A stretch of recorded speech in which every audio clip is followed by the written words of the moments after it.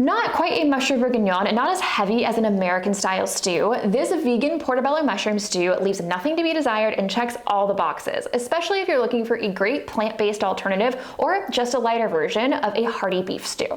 And if you're new here, I'm Maggie. This is No Frills Kitchen, where I teach you how to cook with confidence with nothing fancy required. There are a few steps to this recipe, but lots of things can be done simultaneously. We'll start with prepping our mushrooms. I went easy for this as it would take forever to properly brown the amount of mushrooms needed to make a hearty stew on the stovetop, and you absolutely have to brown mushrooms for the right flavor profile. So preheat your oven to 220C or 425F, and while that's happening, cut a bunch of portobello mushrooms into large pieces. Set the mushrooms on a sheet tray and drizzle with some olive oil and season with salt and pepper. Move the mushrooms to the oven and cook until they've reduced significantly in size, are browned and lightly crisp.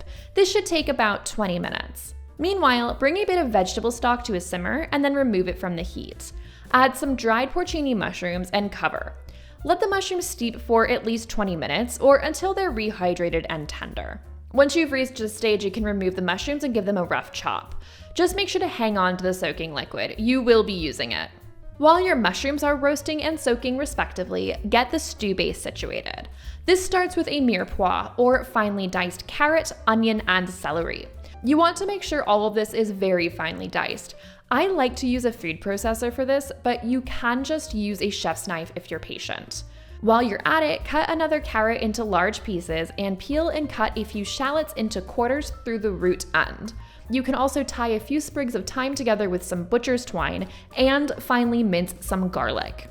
Add some olive oil to a large Dutch oven or saucepan and set it over medium heat. Once the oil is shimmering, add the mirepoix along with a generous pinch of salt.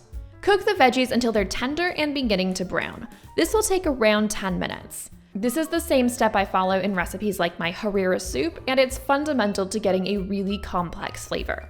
Then add your minced garlic, a bit of tomato paste, and some white miso paste.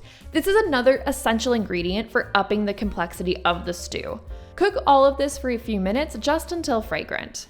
Now sprinkle over a bit of flour. This is used to slightly thicken the sauce. Cook this for just a few minutes longer. This is just to ensure there isn't a raw flour flavor. Now deglaze the pan with some dry red wine and a bit of soy sauce. I like using something really full-bodied like a Shiraz or a Merlot, but a nice dry Pinot Noir can work well too. Bring the wine mixture to a simmer and cook down for a few minutes, just until it gets thick and jammy.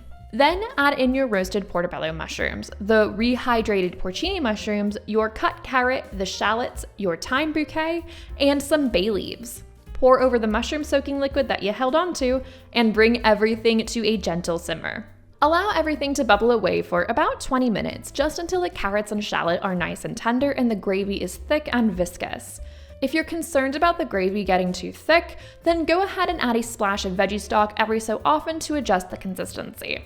Then you're ready to serve. Just make sure to remove the thyme bundle and bay leaf, and then dig in and enjoy. And if you liked this recipe, make sure to hit the subscribe button so you don't miss my next videos. Happy cooking!